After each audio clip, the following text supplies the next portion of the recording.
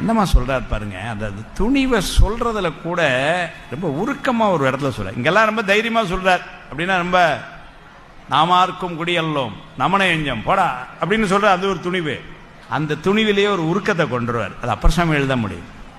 மண்பொருந்தி வாழ்பவர்க்கும் மாதிர்த்த வேதியர்க்கும் விண்பொருந்தும் தேவர்க்கும் வீடு வேறாய் நின்றானை பண்பொருந்த இசைபாடும் பலன சேரப்பனை கண் பொருந்தும் போதத்தும் கைவிட நான் கடவேனோன்னு.